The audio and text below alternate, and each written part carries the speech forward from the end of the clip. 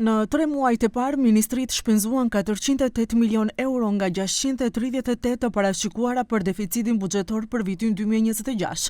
Në përqindje 64 nga deficiti i parashikuar për të gjithë vitin, kjo do të thotë se deri në fund të vitit kanë mbetur edhe 230 milion euro për financimin e vrimës buxhetore.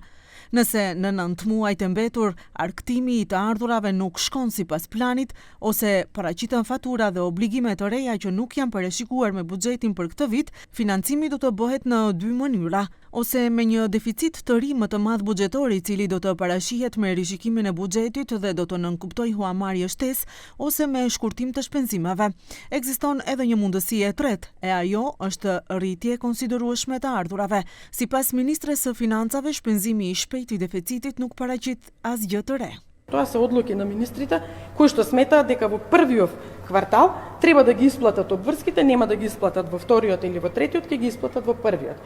Тоа се планирани расходи кои што тие одлучуваат како ќе ги исплатат. Но тоа не значи дека до крајот на годината тие ќе добиваат дополнителни пари на расходна страна, затоа што нивните обврски ги сервисирале во првиот дел од годината. Ndryshe në 3 mujorin e parë të vitit, grumbullimi i disa tatimeve dhe detyrimeve kryesore në buxhet po zhvillohet me ritëm të ngadalësuar. Tatimi mbi vlerën e shtuar ka realizim pak mbi 20%, ose gati 5% më pak se niveli që do të konsiderohej për 3 mujorin e parë, përkatësisht rreth 25%. Po ashtu grumbullimi i akcizës lëviz rreth 18%. Sipas kryeministrit Kristian Mickoski, kjo është një lëvizje normale për këtë periudhë të vitit dhe nuk paraqet devijim. Така што во првиот квартал е секогаш така, инаку ако ги погледате податоците на 27 април, реализација на буџет, отприлика имаме негде околу 29% од предпоставените приходи, некаде околу 33% од расходите, некаде околу 35% е реализацијата на капиталните инвестиции.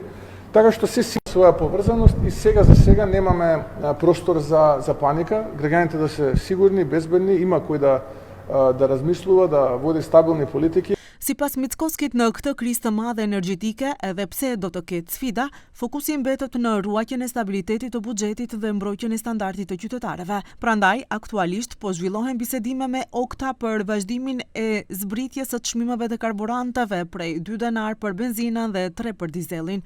Po ashtu, në varësi të lëvizjes së çmimeve në tregjet ndërkombëtare, nga maji është e mundur ulje shtesa akcizave, ku për benzinën ata do të barazoheshin me ato të dizelit, përkatësisht do të ishin nga 4 denar për litër.